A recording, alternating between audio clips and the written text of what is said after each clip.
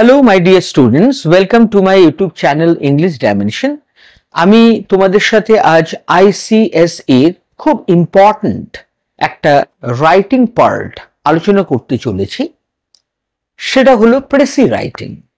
তোমরা সবাই জানো এক্সামে কম্প্রিহেনশন বলে একটা প্যাসেজ আসে, যেটাকে আমরা বাংলা মিডিয়াম স্কুলগুলোতে বলি আনসিন, ইংলিশ মিডিয়ামে বলি কম্প্রিহেনশন। বিষয়টা একই, তবে বাংলা মিডিয়াম স্কুলের প্রেসি বা সামারি রাইটিং আসে না, বাট ইংলিশ মিডিয়ামে আসে। আইসিএসসি বোর্ডে এটা রয়েছে আপ টু ক্লাস 10। এবার যখন আমরা আইএসসি আলোচনা করছি সেই সময় আমরা দেখছি প্রেসি কিন্তু কম্পালসারি। প্রেসির যে রুল সেটা আইসিএসসি বোর্ড অ্যান্ড আইএসসি বোর্ডে কিন্তু সিমিলার, কিন্তু একটা জিনিসের ডিফারেন্স আছে, সেটা হলো word limit. ICSE up to class 10 পর্যন্ত রিসেন্টলি যেটা আইসিএসসি বোর্ড সেট করেছে রুল, সেটা হচ্ছে 50 ওয়ার্ডসের মধ্যে লিখতে হয়। whereas আইএসসি যখন তোমরা দেবে 11 and 12 ক্লাস, সেই সময় কিন্তু রুলটা একই থাকবে, শুধু ওয়ার্ড লিমিটটা ডাবল হয়ে যাবে। আইসিএসসিতে থাকে 50 ওয়ার্ডস, আইসিতে থাকে 100 ওয়ার্ডস, এটাই ডিফারেন্স, কিন্তু rule and technique will be similar, identical. বিষয়টা কিভাবে লিখতে হয় তোমরা একটু খেয়াল করে দেখো। প্রেসি রাইটিং করার ইন জেনারেল দুটো ফরম্যাট আছে। এক নম্বর ফরম্যাট যেটা, সেটাকে বলি আমরা রাফ ড্রাফট। Rough draft. আরেকটা পার্ট যেটা, সেটাকে আমরা বলি ফেয়ার ড্রাফট। একটা হলো রাফ ড্রাফট, একটা হলো ফেয়ার ড্রাফট। নাম্বারিংটা কেমন থাকবে এক্সামে? আইসিএসই পর্যন্ত এটা থাকবে 4, এটা থাকবে 4 ইজ ইকুয়াল টু 8 মার্কস। ওকে, এটা যখন আইএসসি তে চলে যাব আমরা, মানে 11-12 এর কথা বলছি আমি, সেই ক্ষেত্রে এটা কিন্তু হয়ে যাবে 5 + 5 10 মার্কস। এই যে মাত্র 2 মার্কসের ডিফারেন্স, এই জন্য কিন্তু আইএসসি তে শব্দ সংখ্যা ওকে সেটা কিন্তু ডাবল হয়ে যাবে অনলি ফর 2 মার্কস। এ নিয়ে অবশ্য তোমরা আফসোস করো না, এটাই রুল আর কি বোর্ডে। ওকে, তো আমরা প্রথমে আলোচনা করি যে রাফ ড্রাফটটা বেসিক্যালি কিভাবে লেখা উচিত। ওকে, তো তোমরা সবার আগে এখানে রাফ ড্রাফট কথাটা কিন্তু উল্লেখ করতে ভুলবে না। এখানে লিখবে রাফ ড্রাফট। তোমাদের এরকম একটা বক্স বানাতে হবে।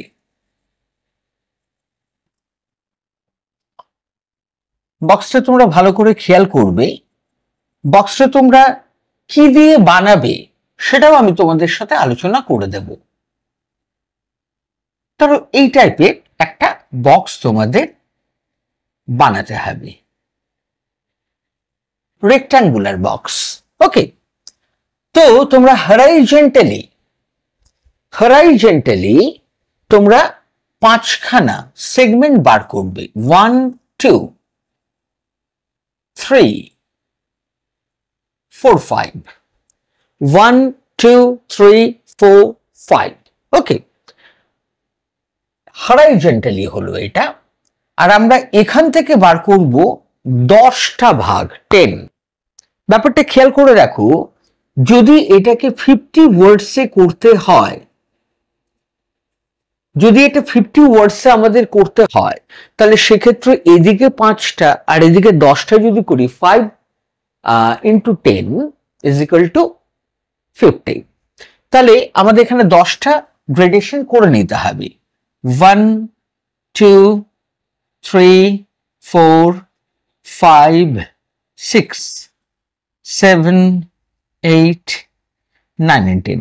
চলো, এখানটা একটু স্কুইজ হয়ে গেছে, এগুলো একটু বড় হয়ে গেছে, তো আমি এইভাবে দাগটা একটু টেনে নিচ্ছি। অবশ্যই ছবিটা খুব সুন্দর হয়নি, আমি বুঝতে পারছি। ওকে, এইভাবে দাগগুলো তোমরা কিন্তু টেনে নেবে।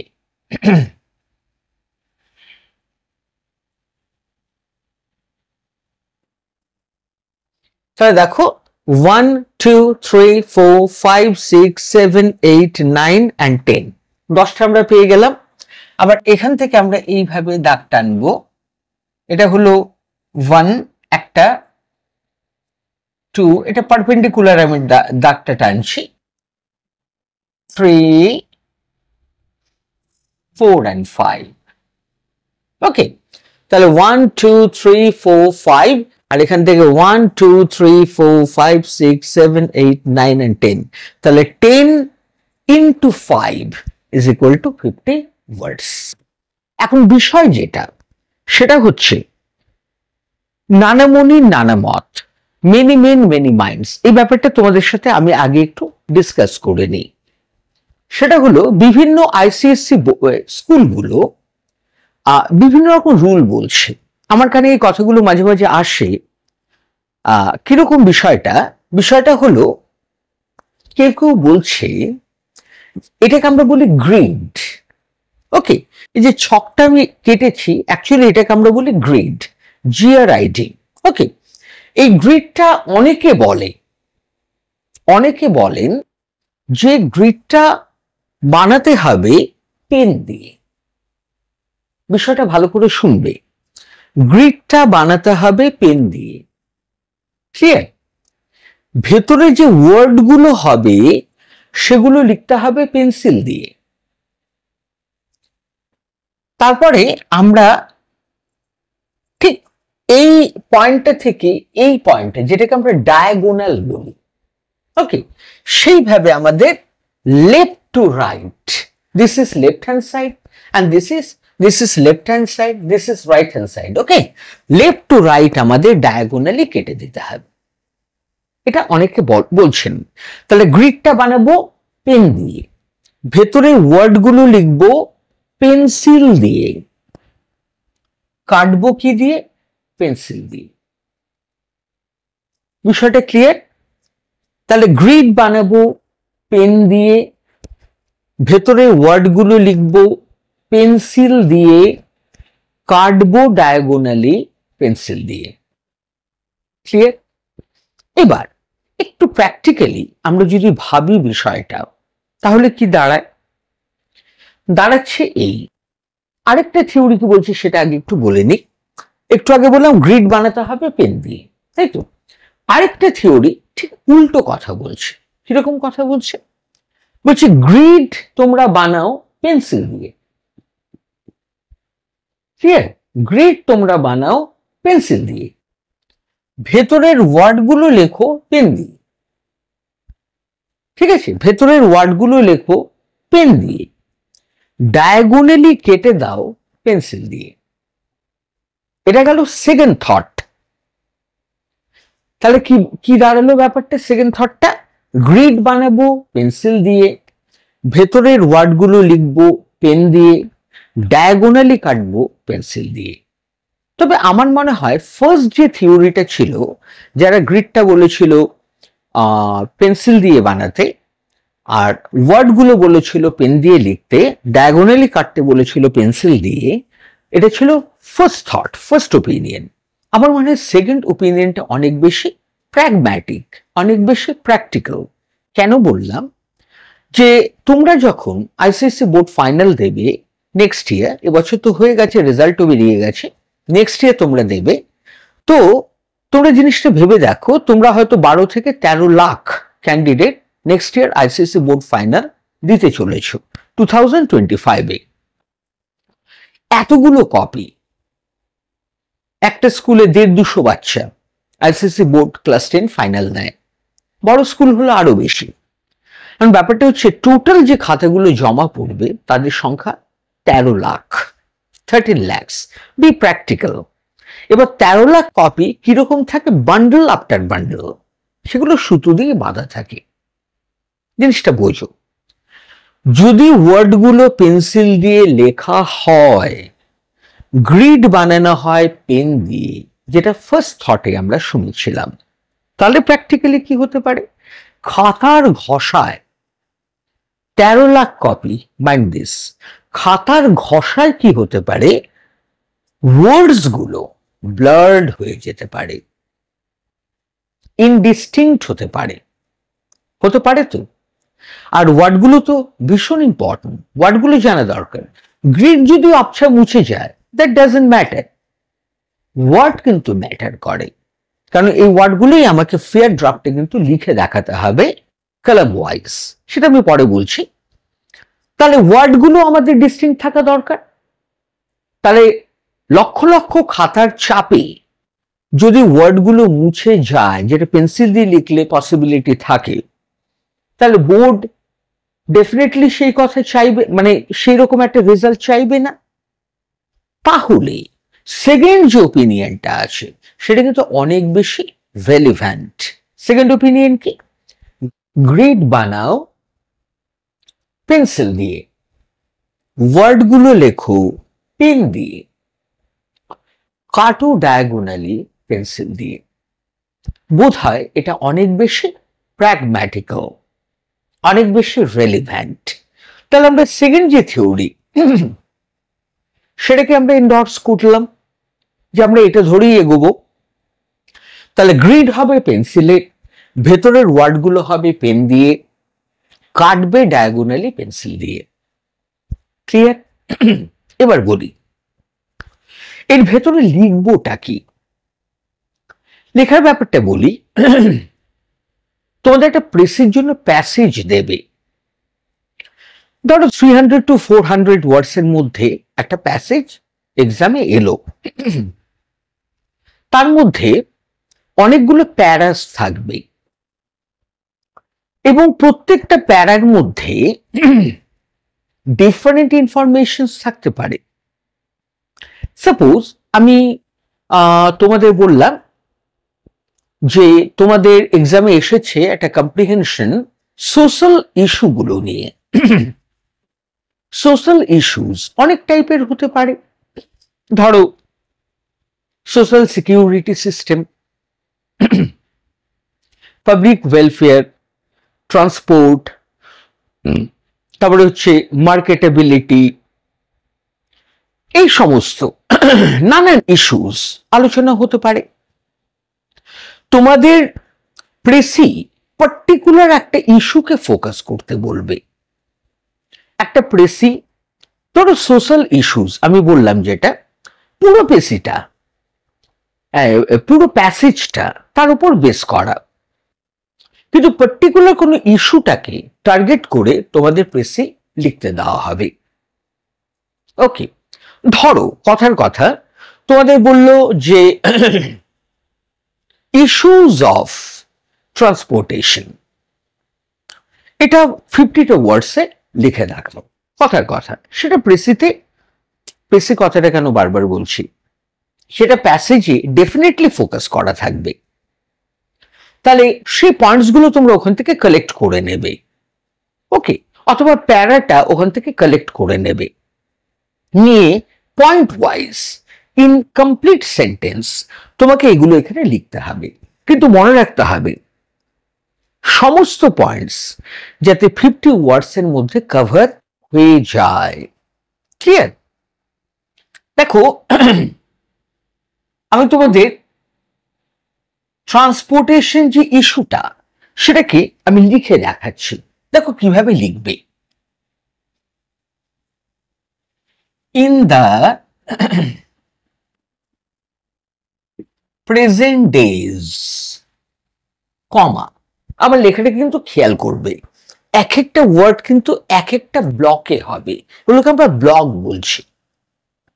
আর তার সাথে রিলেটেড যে পাংচুয়েশনস গুলো, comma, inverted comma, hyphen, full stop, এই যে পাংচুয়েশনস গুলো, এগুলো কিন্তু সেই ওয়ার্ডের সাথে সেই ব্লকেই দিতে হবে। ওকে, তাহলে in the present days transportation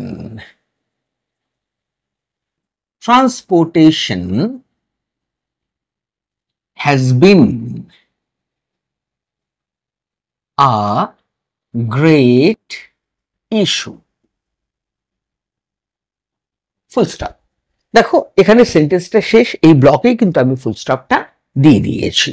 পরের ব্লকে যদি দাও তোমার কিন্তু 1 মার্ক মাইনাস হয়ে যাবে, মাইন্ড দিস। ঠিক আছে? তারপরে the transportations like bus, train, ship, airs মানে এয়ারপ্লেনস, বাতাস ভেবো না কিন্তু, এয়ারপ্লেনস are having some অথবা are having or are facing, তোমরা সেটাও লিখতে পারো, ফেসিংটাই দিয়ে বুঝতে সুবিধা হবে, facing some issues like freightage, fare, fuel charge,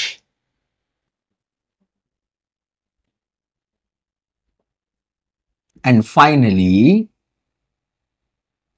availability, সহজলভ্যতা, অ্যাকচুয়ালি জিনিসগুলো পাওয়া যাচ্ছে কিনা। ধর আমি বাসে করে কলকাতায় যাব, কথার কথা, আমি বাস স্ট্যান্ডে দাঁড়িয়ে আছি বোকার মতো, বাসই আসে না, অথবা আমি কোনো একটা বাস মিস করেছি কোনো কারণে, নেক্সট বাসে যাব, তাকে যাবো অফিস মিস হয়ে গেল, এমন সময় বাস এলো, কলকাতা গিয়েও লাভ নেই, গেলাম ট্রেনের ওখানে, ট্রেন ডিলে করছে, প্লেনে যাওয়ার সাধ্য অনেকেরই থাকে না, প্লেনে অফিসে যাতায়াতও করা যায় না, ঠিক না, কারণ সবাই অফিসের কাছাকাছিই থাকে। যাই হোক, আমি এখানে দিল্লিতে আমার অফিস, আমি রেগুলার প্লেনে যাতায়াত করব, আমি অত স্যালারিও পাবো না, ঠিক না। যাই হোক, তো দেখতে হবে যে সেগুলো অ্যাভেলেবল কিনা। অ্যাপার্ট ফ্রম দিস, এগুলো ছাড়াও দিস সামটাইমস কি হচ্ছে, কিছু পলিটিক্যাল ইস্যুস চলে আসছে, যেমন ধর্মঘট, স্ট্রাইক, কোন একটা জায়গায় গন্ডগোল হয়েছে, ট্রান্সপোর্টেশন ডিসরাপ্টেড হচ্ছে, কত ইম্পর্টেন্ট কেসেস ওখানে থাকতে পারে, কোনো পেশেন্ট এমার্জেন্সি রয়েছে, হসপিটালে যাচ্ছে, কোনো অফিস গোয়ার ইম্পর্টেন্ট মিটিং আছে, অফিস পৌঁছতে পারছে না, স্টুডেন্টরা ক্লাসেস ফেল করছে, মিস করছে, এই ব্যাপারগুলো কিন্তু প্রায় আমাদের কমন রুটিন হয়ে গেছে। সামটাইমস পলিটিক্যাল ইস্যুস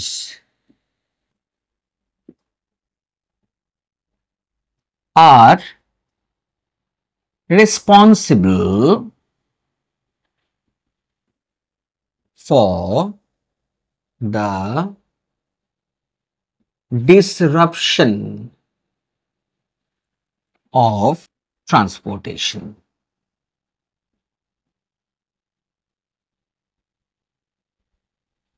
হলো, এবার we the sensitive people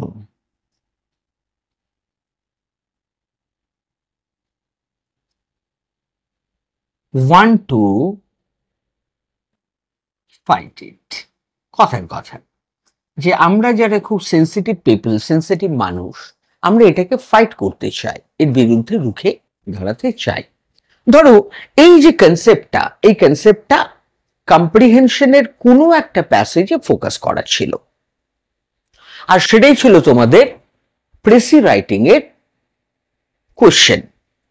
তোমরা সেই পয়েন্টটাকে ওখান থেকে নিয়ে নেবে, কোনো একটা প্যাসেজে রয়েছে কি প্যারাতে রয়েছে, নিয়ে নেবে, নিয়ে পয়েন্ট ওয়াইজ ফুল মিনিংফুল সেন্টেন্স বানিয়ে এখানে তোমাদের পুট করে দিতে হবে। কিন্তু খেয়াল রাখতে হবে 50টা ওয়ার্ডই কিন্তু আমাদের লিমিটেশন, না একটা কম না একটা বেশি, প্লিজ। তার সাথে ক্লিয়ার, তার সাথে আমি আরেকটা জিনিস অ্যাড করতে চাই, সেটা হলো ওভার রাইটিং করা যাবে না। একটা ওয়ার্ডের উপর তুমি হাত বোলাচ্ছ, যেমন ছোটবেলায় এবিসিডিতে এই লিখে দিত মা, আমাদেরকে বলতো হাত বোলাও, সেই ব্যাপারটা এখানে করলে চলবে না। এটা গেল একটা। সেটা হচ্ছে ধরো একটা ওয়ার্ড ভুল গেছে, কাটাকুটি করা যাবে না, ঠিক আছে, কাটাকুটি করলে এই ব্লকটা যদি আমি পেন দিয়ে কেটেই দিলাম, তাহলে ব্লকটা তো দখল হয়ে গেল, অকুপায়েড। তাহলে এই ওয়ার্ডটা আমি লিখবো কোথায়, তাই না? ওই জন্য এক চান্সে ভেবে তোমাকে মিনিংফুল সেন্টেন্স বানিয়ে লিখতে হবে। ব্যাপারটা কিন্তু বেশ চাপের, বি কেয়ারফুল। ওকে, আবার অনেকে কি করে, যদি কাটে ওয়ান স্ট্রাইকে কাটে, একবার স্ট্রাইক দিয়ে কাটলো। ধর একটা ওয়ার্ড আমি লিখলাম অড, কাটছি দেখো এই ওয়ান স্ট্রাইক লিখে অনেকে উপরে ওয়ার্ডটা লিখে দেয়। ধরো আলাদা আমি একটা ওয়ার্ড লিখবো উইয়ার্ড, ধরো এটাকে চেঞ্জ করে এটা লিখলাম, তো উপরে আমি লিখে দিলাম। এটা কিন্তু অ্যালাউড, ঠিক আছে? স্কুল জেনারেলি একটু ভয় দেখিয়ে দেয়, বলে একবারই লিখবে ভেবে, ব্লার করা যাবে না, কাটাকুটি করা যাবে না। সত্যি কাটলে জায়গা থাকে না, ব্লক ছোটই হয়। আমি যদি ফিউর ওয়ার্ডটা এখানে গিজি গিজি করে কাটি, কেটে এই ওয়ার্ডটা লেখার মতো তেমন একটা সাফিসিয়েন্ট জায়গা পাওয়া যাবে না। ওই জন্য আমরা একবারে বলে দিই, কোনো ব্লক যাতে মিস না যায়, কোনো ব্লকে কাটাকুটি না থাকে, ওভার রাইটিং না থাকে, ভেরি নিট অ্যান্ড ক্লিন যাতে রাইটিং থাকে। ওই জন্য ওয়ান গো, ওয়ান থট তোমরা মিনিংফুল সেন্টেন্সটা বানিয়ে এখানে পুট করবে উইদিন 50 ওয়ার্ডস, কারণ এখানে 50টি ব্লক আছে। এই গেল তোমার রাফ ড্রাফট। ওকে, তাহলে বানালাম কিভাবে? গ্রিকটা বানালাম পেন্সিল দিয়ে, লিখলাম পেন দিয়ে। পাংচুয়েশনের ব্যাপারে কিন্তু অ্যালার্ট থাকবে, যে ব্লক সেই ব্লকে কিন্তু পরের ব্লকে যাতে না যায়। গেল কাটবো ডায়াগোনালি কিভাবে? পেন্সিল দিয়ে। এখান থেকে কাটা শুরু করব, এখানে এসে আমার কাটাটা মিশবই। এইভাবে কাটলে হয়তো দেখতে একটু খারাপ হবে, প্রপার হচ্ছে না হয়তো। এই কাটলাম, আমি কেটে দিলাম। এটাকে কাটলাম কেন? তোমাদের মনে কোশ্চেন আসতে পারে যে লিখলাম কষ্ট করে, কাটলাম কেন? অ্যাকচুয়ালি নামটা তোমরা খেয়াল করোনি, নামটা হচ্ছে রাফ। এটা আমাদের দরকার নেই। তোমরা এখন জিজ্ঞেস করতে পারো তাহলে দরকার নেই আমরা লিখলাম কেন? এই যে 50টা ওয়ার্ড আমাকে বার করতে হবে, যেটা আমাকে ফেয়ার ড্রাফটে লিখে দেখাতে হবে, টার্গেট কিন্তু ফেয়ার ড্রাফটটা। আর ফেয়ারে যদি যাতে ডট 50টা ওয়ার্ড পাওয়া যায়, তার জন্য আমাদের গ্রিড বানিয়ে রাফ বানাতে বলে। ক্লিয়ার? এবার দেখো একটা মজাদার জিনিস বলি তোমাদের, ফেয়ারটা আমাদের কেমন হবে। ধরো এটা আমি মুছে দিয়েছি, এবার আমি ফেয়ার লিখছি, FAIR। ফেয়ার ড্রপটা কেমন হবে জানো? দেখো তোমাদের চোখের সামনেই আমি ফেয়ার ড্রাফটটা করে দেখাচ্ছি, কিন্তু তোমরা তো এইভাবে মুছে করতে পারবে না। তোমাদের ঠিক রাফের পরেই তোমাদের এটা উপরে হেডিং দেবে ফেয়ার ড্রাফট বলে, তোমাদের কলাম ওয়াইজ এইভাবে লিখে ফেলতে হবে।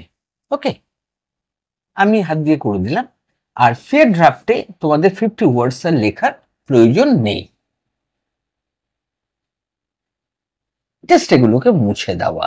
ওকে, মুছে দিলে যেমন লাগবে দেখতে, সেটা হচ্ছে ফেয়ার ড্রাফট।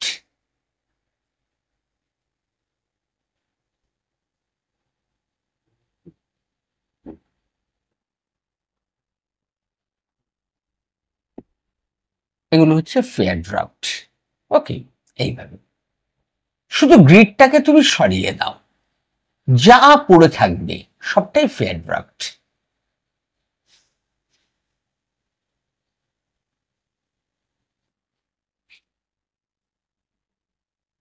সেটা তোমরা রাফ ড্রাফটটাকে দেখে জাস্ট তোমরা নকল করার মতো ব্যাপার আর কি, যা যা লেখা আছে তাইতেই তোমরা পরপর লিখে যাবে, এই হচ্ছে বিষয়। ওকে, আরেকটাই মুছে গেছে। অ্যাকচুয়ালি বোর্ড বলে আমি মুছতে পারছি, তোমরা তো খাতায় এরকম করতে পারবে না, তা নষ্ট হয়ে যাবে খাতা।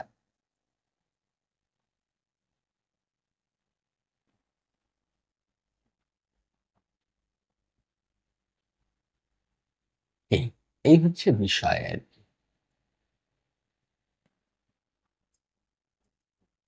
দেখো বিষয়টা কিন্তু ভেরি সিম্পল, তাই না?